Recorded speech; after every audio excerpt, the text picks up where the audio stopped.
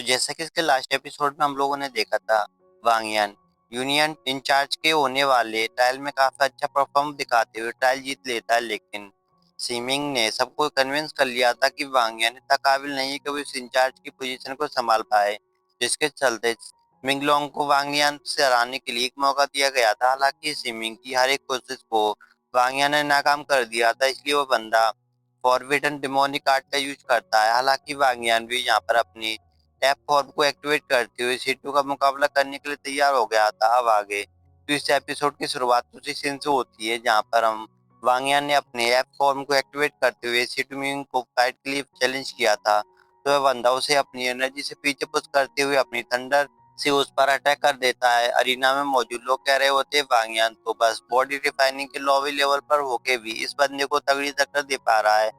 हालांकि इसने तो अपने डिमोनिक आर्ट का यूज किया था। इधर हरिना में वांगयान जंप लगाते हुए मिंगलोंग पर पंच हिट करने वाला होता, मगर मिंगलोंग ने भी अपनी थंडर वॉर का यूज करते हुए उसके अटैक को काउंटर करने लगा था।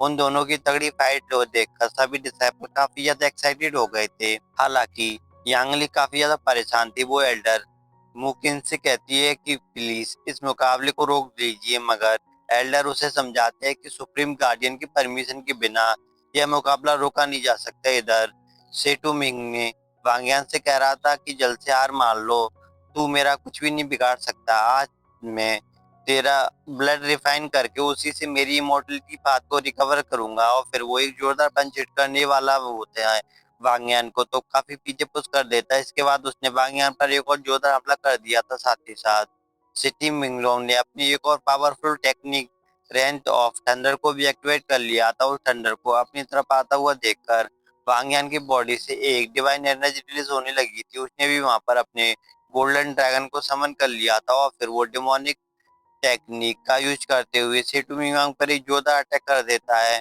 वांगयान की ये मूवी इतनी ज्यादा पावरफुल थी कि मिंग भी उसकी तारीफ करते हुए लगी, तो उसने कहा तो लड़के फाइनली तूने मेरा स्टाइल अपना ही लिया। वहीं पर सेटू मिंग पूरी तरीके से घायल होकर जमीन पर पटक चुका था। वांगयान से कहने लगा था मैंने मेरी तरफ से तुझे हराने की पूरी कोशिश की थी, यहाँ तक कि मैंने फॉरबिडन डिमोनिक आर्ट का भी यूज किया, लेकिन तेरे सामने मेरे सारे पैतरे फीके पड़ गए। जिसके बाद वो अपनी स्वॉर्ड में अपना रिफ्लेक्शन देखते हुए कहने लगा था तू एक लूजर है, तूने खुद पर काबू खो दिया और अब मुझे इसकी सजा मिलेगी। जिसके साथ ही सेटु मिंग की बॉडी पूरी तरीके से डिस्ट्रॉय हो गई थी, यानी कि वांगयान की डीमन डिमोनिक टेक्निक से ने उसे ही खत्म कर दिया था। यह सब देखकर तो वहां पे मौजूद लोगों को अपनी आंखों पर यकीन नहीं होता। वो कहते हैं कि सेटु मिंग हमारे सेक्ट का ग्रेट जीनियस माना जाता था, उसका अंत ऐसा होगा यह किसी ने भी नहीं सोचा था।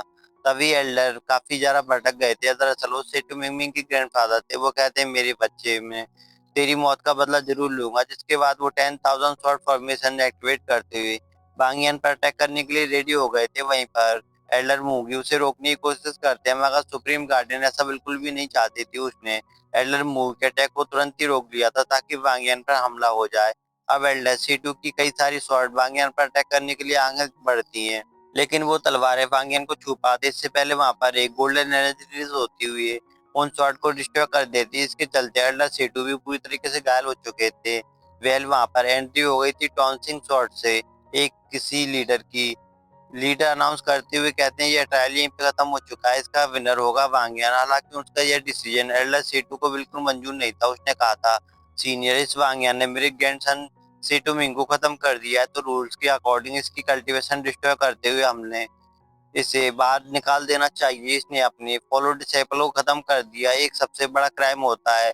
वांगयान ने इतने सारे लोगों के सामने कमिट किया है, तो फिर हम उसे माफ नहीं कर सकते। जो सुनकर तो एल्डर सुप्रीम गार्डियन से उसकी सलाह पूछने लगे, जिस पर वो जवाब देते हुए बताने लगी थी कि सेटू मिंगमिंग तो ऑलरेडी डिमोनिक वे का गुलाम बन चुका था, उसे खत्म करना भी जरूरी था। हालांकि वांगयान भी कोई दूध का धुला नहीं है, इसे सुधारने की चाहे कितनी भी कोशिश करो क्योंकि इसका ब्लड थर्स्ट नेचर कभी सप्रेस नहीं होगा। एक साल की सजा काटने के बाद भी इसने जरा सी भी बदलाव नहीं आए। तो मैं रिक्वेस्ट करूंगी कि प्लीज आप इसे अपने हाथों से इसी इवल को एलिमिनेट कर दीजिए, वरना आगे चलकर कई सारे मासूम डिसाइपल्स के हाथों मारे जाएंगे। आप सुप्रीम गार्डियन की बात सुनने के बाद सेक्ट लीडर सीधा वांगियान से सवाल पूछते हैं कि क्या तुम पर लगाए गए सारे इल्जाम में कबूल है। जिस पर बांगी जवाब देते हुए कहने लगा था मैं टोंगसेन शॉर्ट सेक्टर डिसाइपल हूँ और एक डिसाइपल होने के नाते मैंने एक डीमन का खात्मा कर दिया। तो मैं यह बात बिल्कुल नहीं मानूंगा कि मेरे हाथों से कोई क्राइम हुआ। और अनफैक्ट सेटो मिंग तो खत्म करके मैं पूरी फ्यूचर में होने वाली मुश्किलों को खत्म कर दिया। वांगयान की बातें सुनकर सेक्ट मास्टर काफी ज्यादा खुश हो गए थे। वो कहने लगे थे, वांगयान तुम एक राइट पाथ के ईमानदार डिसाइपल हो। तुमने मुझे इतना ज्यादा इम्प्रेस किया है कि मैं अब तुम्हें अपनी फेंसिंग क्लिप का 5वां डिसाइपल एक्सेप्ट करता हूँ। उनकी अनाउंसमेंट से तो वांगयान उनसे काफी ज्यादा खुश हो गया था। उसे कहती है कि जल्द से सीनियर के सामने अपना माथा टेक कर रिक्वेस्ट करो। दरअसल वांगयान अब सेक्ट लीडर का डायरेक्ट डिसाइपल बन चुका था, इसलिए वो अपना माथा टेक कर मास्टर को ग्रीट करता है। वहीं पर सुप्रीम गार्डियन सीनियर के फैसले से बिल्कुल भी खुश नहीं थी, इसलिए वो गुस्से में वहां से जाने लगी थी। जो दिक्कत सीनियर कहने लगे थे, मेरी बात पूरी होने से पहले तुम यहाँ से नहीं जा सकती। हाल ही में बिम्बू माउंटेन में बहुत ही भयानक दृष्टि ने आतंक फैलाया था, और अब इन्वेस्टिगेशन के बाद मुझे पता चला है कि उसके पीछे तो एल्डर सेटू का हाथ है। जो सुनते ही एल्डर सेतु सीधा घुटने पर आ गए थे और लीडर से कहने लगे थे, जरूर आपको किसी ने गलत बताया है।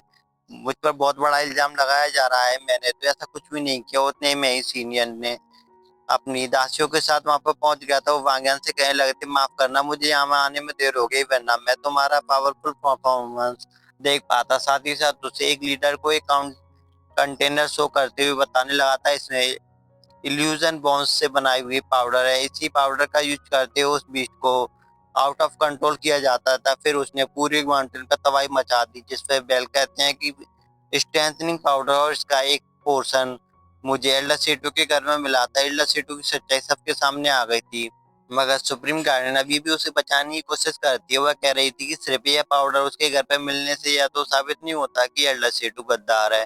हमें इसके बाद मैं थोड़ा सा और डीप इन्वेस्टिगेशन करना चाहिए। जिस पर सेक्ट लीडर कहने लगे थे, इल्यूजन बॉन्स जो जंगियान दाव से ओरिजिन करते हैं, और तुम यह बात अच्छे से जानती हो कि वो सेक्ट हमारा दुश्मन है। तो बताओ, क्या तुम अभी भी एल्डर सीटू को प्रोटेक्ट करना चाहती हो?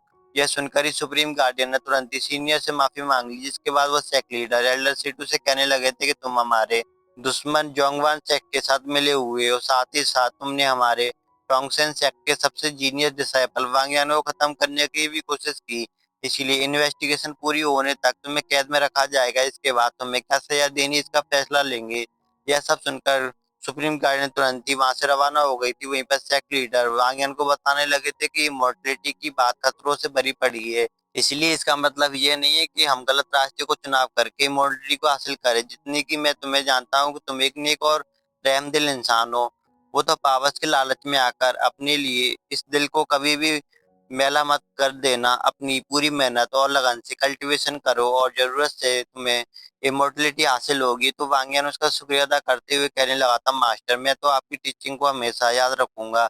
अब अगले सीन में हम देख पाते हैं कि वांगयान यूनियन सैन की ग्रेव को विजिट करने पहुंचा था, तो उन्हें बताया था कि सेटू मींगा पूरी तरीके से डिस्ट्रॉय हो गया है। अब आगे चलकर कोई भी आपको परेशान नहीं करेगा। वैसे कल मैं अपने घर जा रहा हूँ, पता नहीं मैं दोबारा से आपसे मिलने कब आ पाऊंगा। अगर इस दरमियान आपको अकेले में बोर होगा तो आप मेरे सपने में आ जाना। मास्टर मैं आपको काफी ज्यादा मिस करता हूँ, काश मैं आपको एक बार मिल पाता। वांगयान अगले दिन एल्डर सेन को गुड बाय बोलकर वहां से रवाना हो गया था। वहीं पर मिंग उससे कहती है, बच्चे तुम्हें गुड बाय बोलने की कोई जरूरत नहीं है। ऐसा तो नहीं है कि तुम मुझे दोबारा से मिलने नहीं आ पाओगे। जिस पर वांगयान उससे कहने लगा था, मेरा यह सफर मुश्किलों से भरा पड़ा है, मुझे भी नहीं पता कि मैं इससे सरवाइव कर पाऊंगा या नहीं। अगले और अपने एल्डरसन को झूठी उम्मीद नहीं रखना सकता था, पता नहीं मेरी एल्डरसन ने मुलाकात कब होगी। जिसके बाद वो मायूस होकर वहां से जाने की बात बोलने वाला था, तभी उसे किसी की आवाज आती। दरअसल यांगली और सीनियर मोल से मिलने आए थे। यांगली उसे एक स्टोरेज बैग देकर बताने लगी थी, इसमें वो सारी चीजें मौजूद हैं जिसकी तुम्हें टिंगसू किंगडम में जरूरत पड़ेगी। वहां पर तुम हमारे टोंगसेन सेक्ट को रिप्रेजेंट करने वाले हो, इसीलिए कोई भी एक्शन लेने से पहले 2 बार जरूर सोच लेना।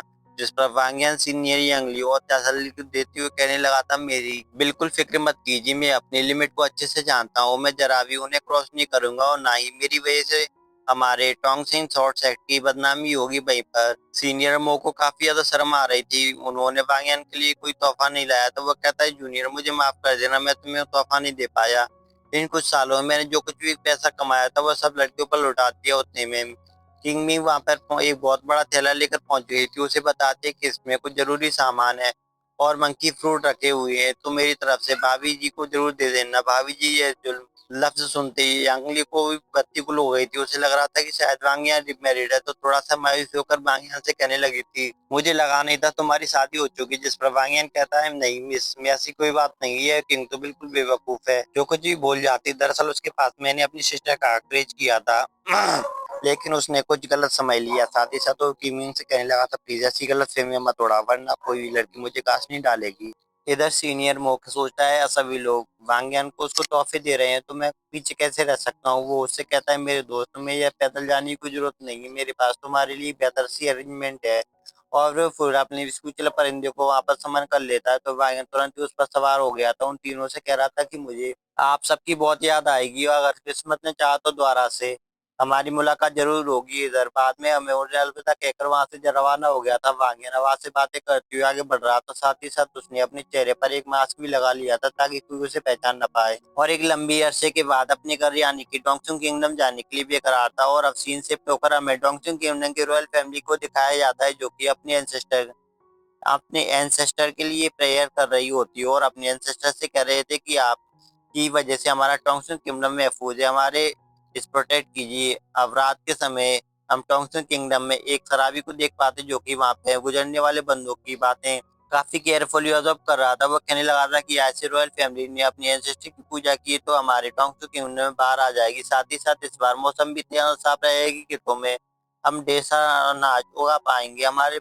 एम्परर इतने बहादुर है कि हमें किसी से भी डरने की कोई जरूरत नहीं है। इनफैक्ट डीमन भी अब हमारे किंगडम पर हमला नहीं कर सकते। जिस पर वह बंदा कहने लगा था, टोंगसन किंगडम का एम्परर धोखेबाज है, उन्होंने झूठी अफवाह फैलाकर किसी से उसकी गद्दी छीन ली। अब वही धोखेबाज बंदा इस किंगडम पर रूल कर रहा है। जो सुनते ही वो लोग काफी ज्यादा भड़क गए थे। उससे कह रहे थे कि तुम हमारे एम्परर के बारे में उल्टी सीधी बातें नहीं कर सकते। हमारे एम्परर यू नाव एक नेक दिल और बहादुर इंसान है, तो बताओ तुम्हारे जैसे दो कौड़ी का शराबी उन्हें धोखेबाज कैसे बोल सकता है। जिस पर वो बंदा कहने लगा था, शायद तुमने कभी प्रिंस वांगयान को देखा ही नहीं होगा। कुछ सालों पहले एक बंदे ने हमारे किंगडम में तबाही मचाई थी। उस वक्त प्रिंस वांगयान ने काफी बहादुरी से सीधा उस एस्क्यूट कर दिया था। और वैसे बंदे को एक पावरफुल इंसान समझ सकता हूँ, जो कि हमारे किंगडम को बचाने के लिए किसी भी हद तक जा सकता था। और तुम्हारा वो एम्परर तो एक नंबर का कायर है, मगर वो लोग उसकी बातों पे यकीन नहीं करते। उससे कहते हैं कि हमारे प्रिंस वांगयान के बारे में काफी कुछ सुन रखा है।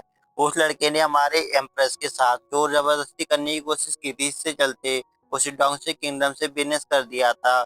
और वो बंदा कहने लगा था, यह सरासर झूठ है। उस वक्त हमारे प्रिंस वांगयान का सोल्जर था, वो हमारे प्रिंस वांगयान इतने ज्यादा बहादुर थे कि उन्होंने बड़ी सी आसानी के साथ जाओ किंगडम को हरा दिया था। उस किंगडम में कई सारी खूबसूरत लड़कियों थी, मगर प्रिंस ने उनकी तरफ आंख उठाकर भी नहीं देखा। तो भला वो हमारे एम्प्रेस को जबरदस्ती कैसे कर सकता है उसका तख्त छीनने के लिए। बस उन्हें फ्रेम किया गया है। इसलिए मैं तुम्हारी इस बात को कभी एग्री नहीं करूंगा कि तुम्हारे एम्पर यूनिया बहादुर और नेक है। उनके जैसा क्रिमिनल बंदा मैंने आज तक नहीं देखा। वेलापून दो बंदों को भी उनकी बातों पर यकीन हो गया था, मगर अब तक एम्पर यून के सिपाही वहां पर पहुंच गए थे। उससे कहने लगे थे, शायद तुम्हें गॉसिप करने का कुछ ज्यादा ही शौक है, तो क्यों ना तुम हमारे महाराज के सामने जाकर ही अपना मुंह खोलो। इस तरह से उस बंदे को कैप्चर कर लिया था। इसी के साथ ये एपिसोड यहीं पे खत्म हो जाता है। आशा करता हूँ यह वीडियो या एपिसोड आपको पसंद आया। अगर यह वीडियो और यह एपिसोड आपको पसंद आए तो प्लीज इस पे एक लाइक और एक कमेंट करके मेरे चैनल को सब्सक्राइब कर देना। मैं मिलता हूँ आपसे अगली वीडियो में।